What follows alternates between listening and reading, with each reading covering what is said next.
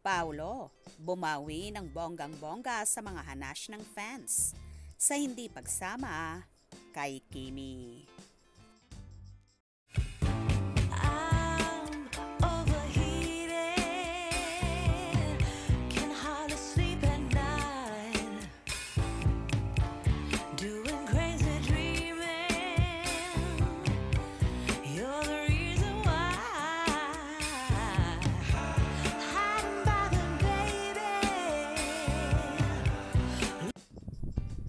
Hinahanap ng mga fan si Paolo Avellino sa pag-skydiving ni Kim Chiu sa Dubai.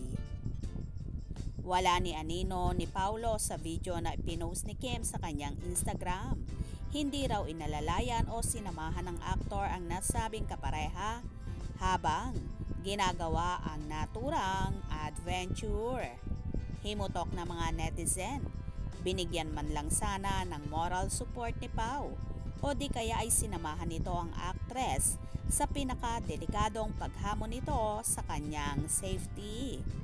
Well, sa post ng parehong fan, bumawi naman si Paulo na nagbitbit ng maleta ni Kim sa arrival airport pagbalik nila sa Pilipinas.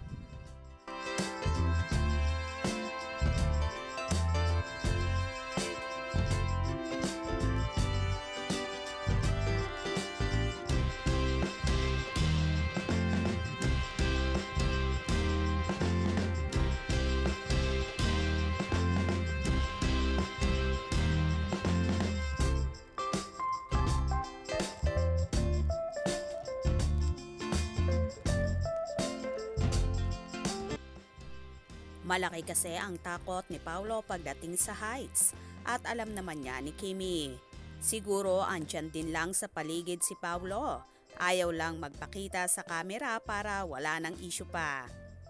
Anyway, bawing-bawi naman sa pagdadala ng mga maleta ni Kim pag-uwi ng Pilipinas at iisang kotse nga raw ang sinakyan ng dalawa. Kung saan inihatid pa ni Paulo pauwi ng bahay si Kimi na talaga namang so sweet nang napapabalitang magkasintahan na. Atat na nga ang kanilang mga supporters na umamin sa publiko ang Kim Pao. Pero huwag tayong mag-alala dahil for sure sa tamang panahon ay aamin din ang dalawa.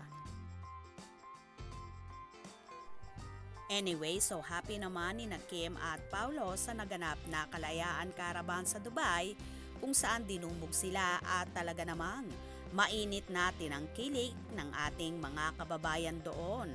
Kaya subaybayan sila sa darating na June 30 at magpapakilig na naman sila sa United Kingdom. Kaya abang-abang tayo. Anong inyong magiging reaksyon sa video ito? Comment below.